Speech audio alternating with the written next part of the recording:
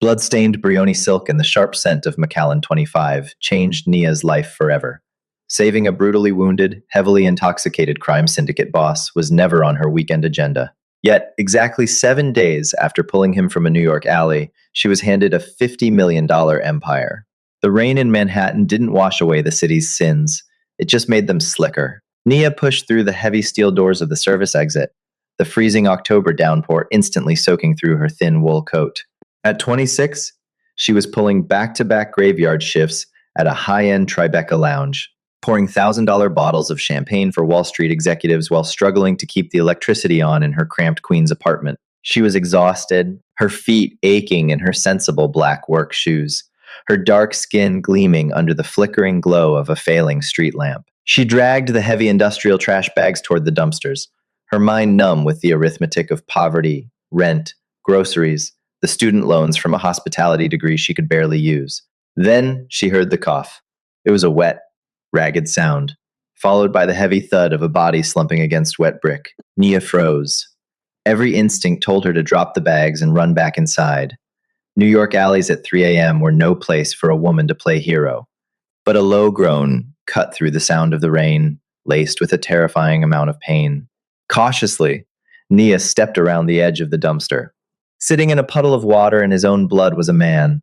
He was tall, broad-shouldered, and dressed in a bespoke charcoal Brioni suit that was rapidly turning a sickening glossy black near his ribs. His head hung low, but as Nia approached, he looked up. He was striking sharp jawline, piercing dark eyes that held a dangerous, predatory clarity, despite the obvious haze of severe intoxication and blood loss. He was Jaden. Though his name sounded like it belonged on a Connecticut golf course, the elaborate, dark ink creeping past his collar revealed his true identity, the apex predator of the city's most elusive Korean crime syndicate. "Hey," Nia said, keeping her distance, her voice trembling slightly. "I'm calling an ambulance." She reached into her pocket for her phone. Faster than a man bleeding out had any right to move, Jaden's hand shot out. His grip wrapped around her wrist like a steel vise. His skin was freezing. "No cops," he rasped, his voice a low, gravelly baritone that sent a shiver down her spine. The smell of expensive Macallan 25 whiskey and copper flooded her senses. "No hospitals. They have people there." "You're dying," Nia stated, staring at the terrifying amount of blood pooling around his expensive Italian leather shoes. "I've survived worse," he muttered, though his eyelids fluttered. With his free hand, he clumsily unclasped a heavy, solid platinum Rolex Daytona from his wrist and shoved it toward her. The watch was worth more than Nia would make in 5 years. "Take it. Just get me to the Mandarin Oriental. Private garage. Code is 0499. Nia looked at the blood-smeared watch, then down at the man. She was a black woman in an alley with a bleeding, tattooed mobster. If the police showed up, she knew exactly how the narrative would be spun, and none of it would end well for her. She didn't want his watch.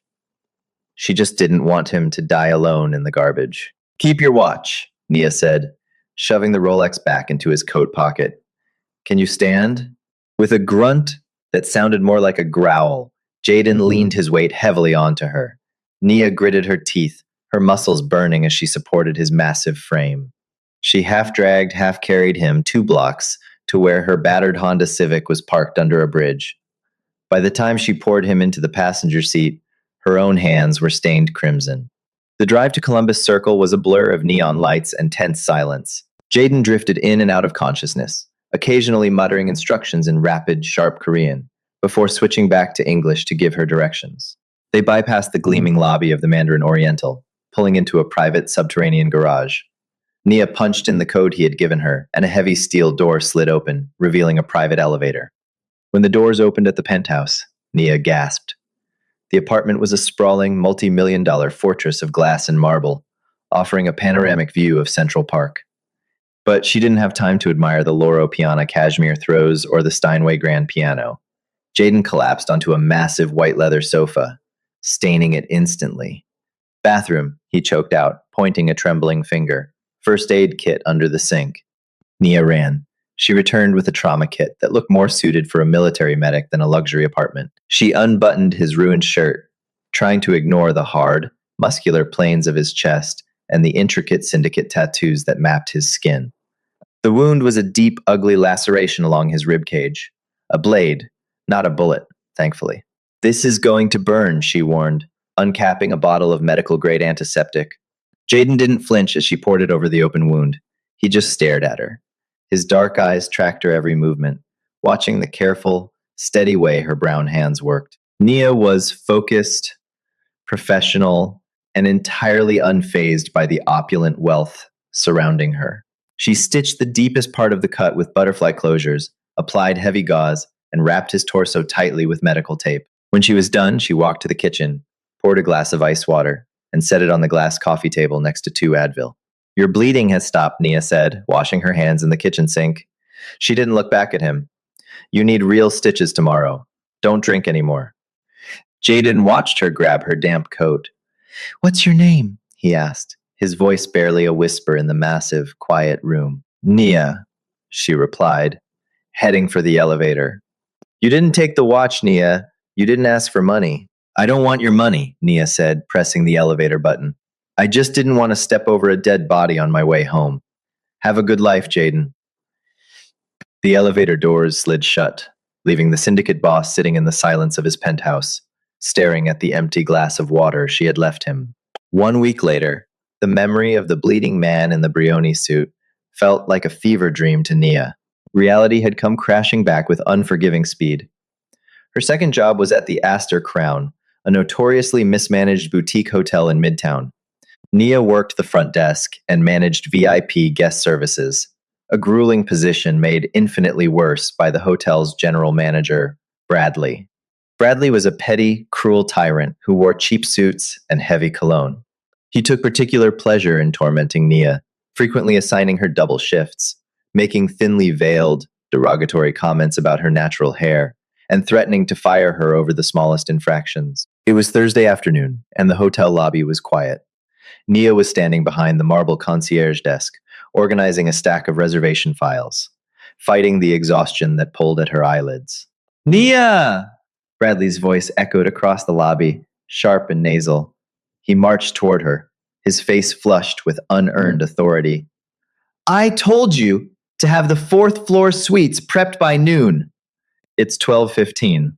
Are you deaf or just entirely incapable of doing your job? Housekeeping is understaffed today, Bradley, Nia replied calmly, keeping her voice even despite the anger flaring in her chest. I went up and helped them strip the beds myself. They need another 20 minutes. I don't pay you to make excuses, Bradley sneered, slamming his hand on the marble desk. I've had it with your attitude. Pack up your locker. You're done. Fired.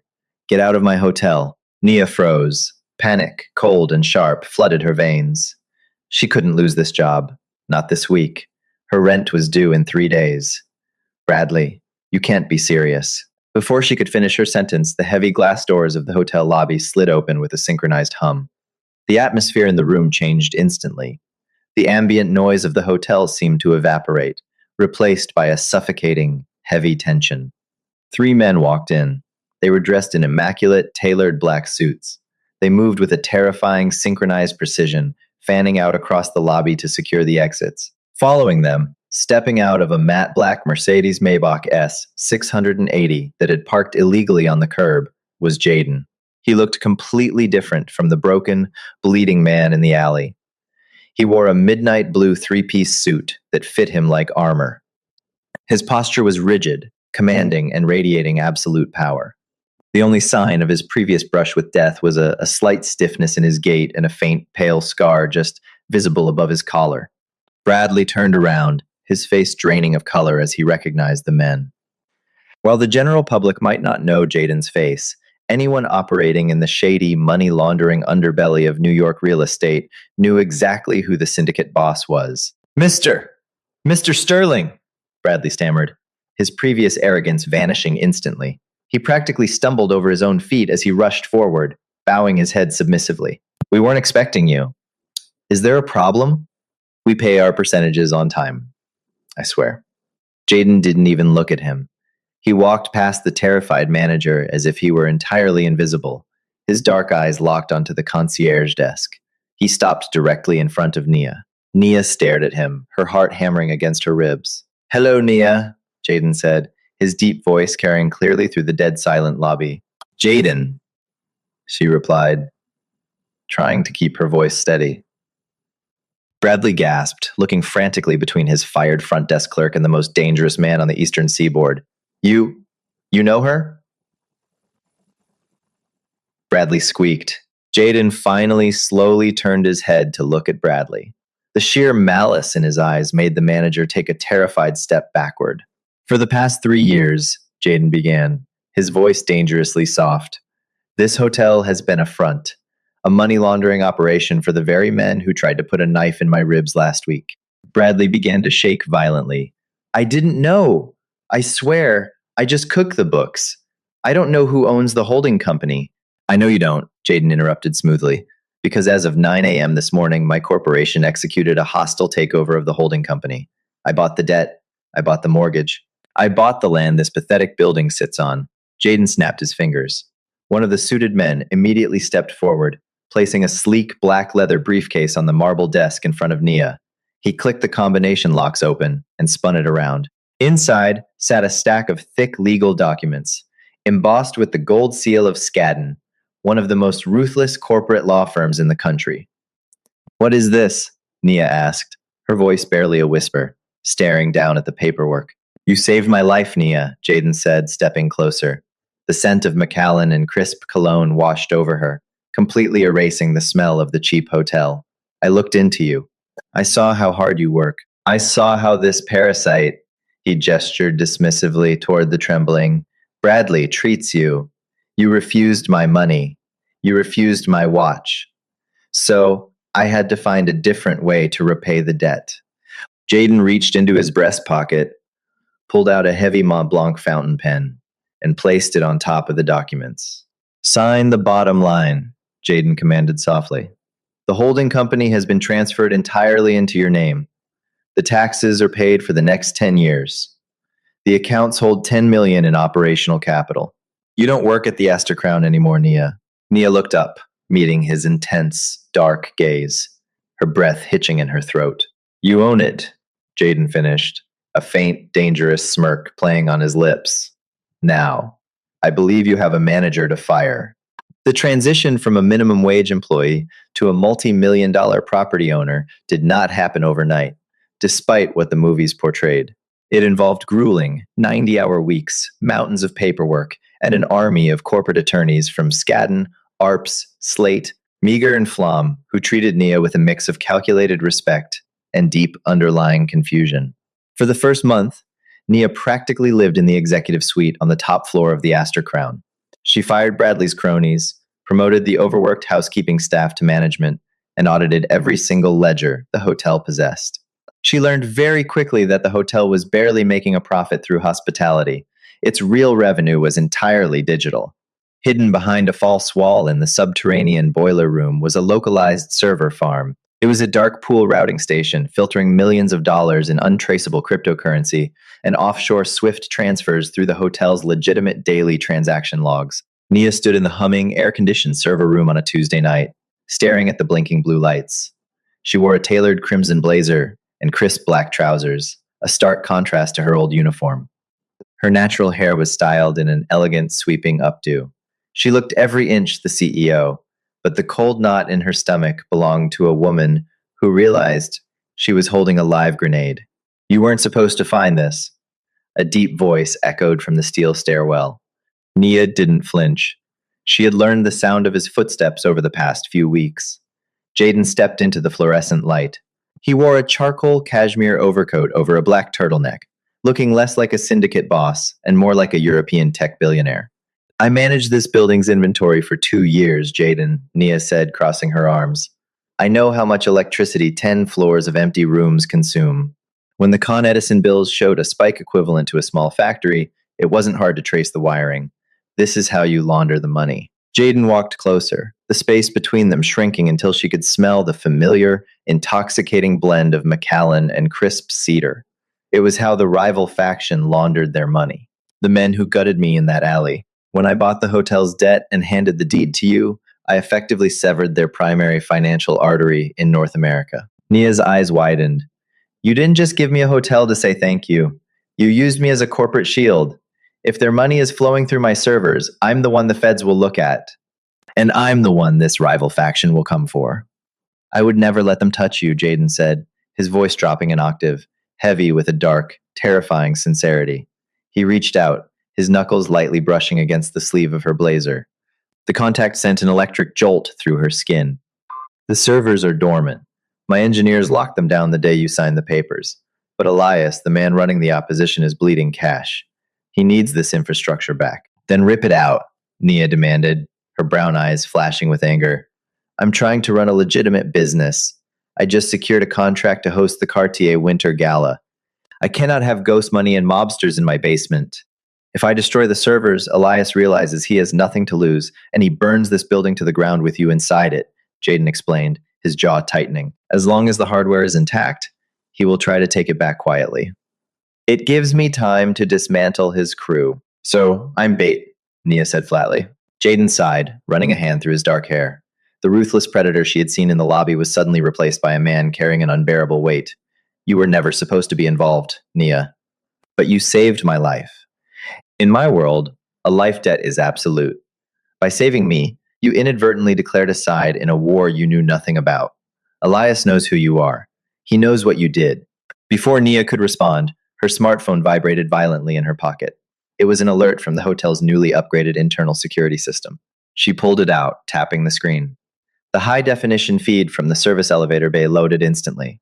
3 men dressed in heavy maintenance overalls that didn't match the hotel's uniform were prying open the utility doors. They carried heavy, reinforced duffel bags. Jaden, Nia whispered, turning the screen toward him. His eyes locked onto the footage, his expression instantly shifting into cold, calculated violence.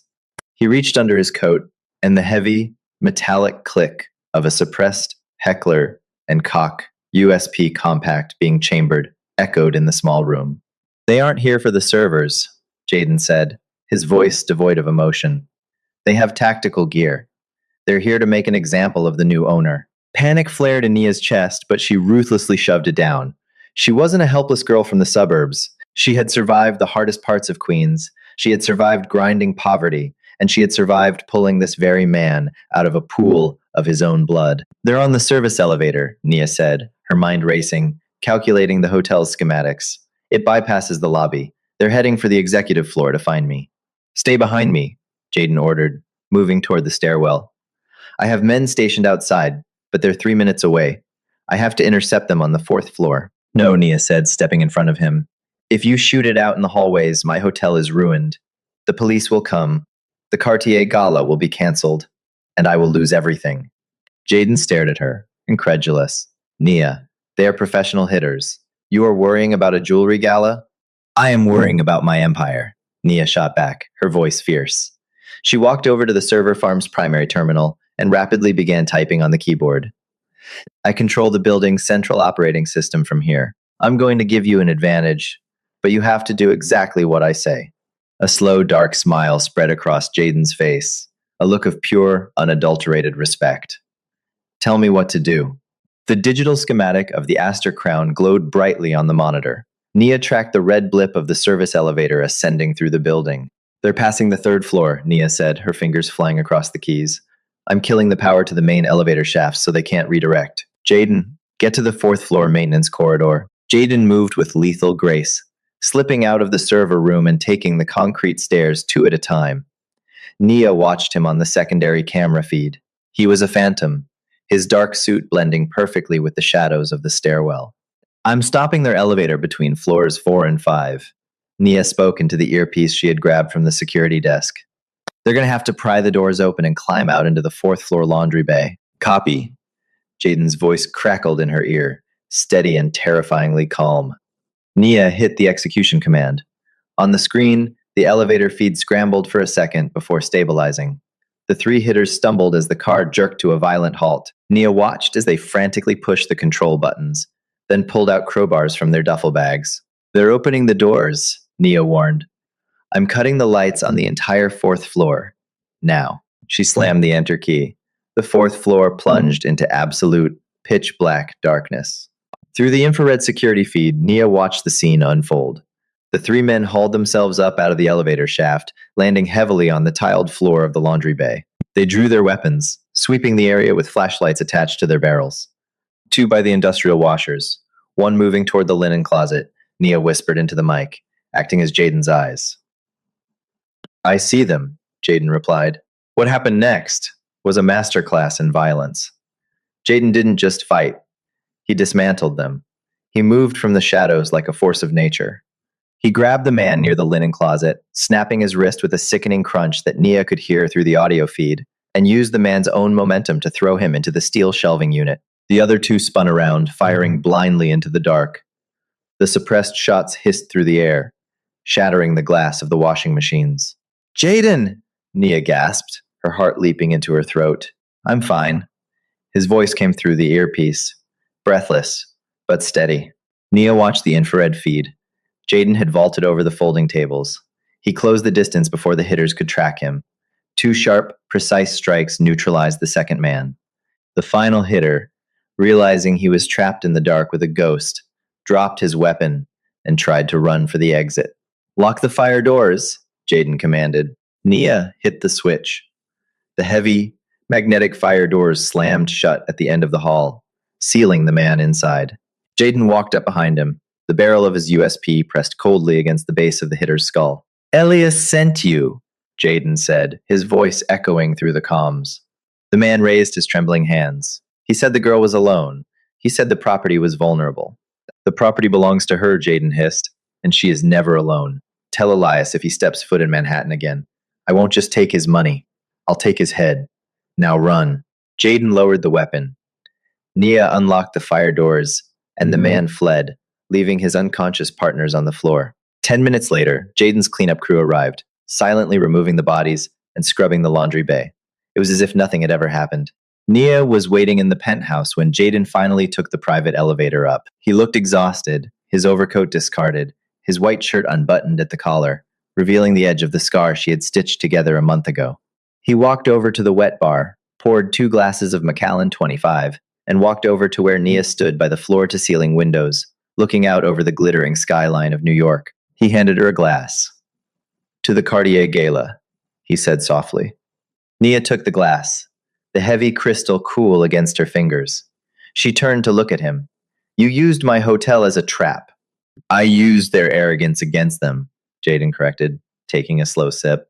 He stepped closer, the intensity in his dark eyes stripping away all her defenses. I knew you were smart, Nia. I knew you were resilient. But tonight, you commanded this building like a queen. You didn't just survive.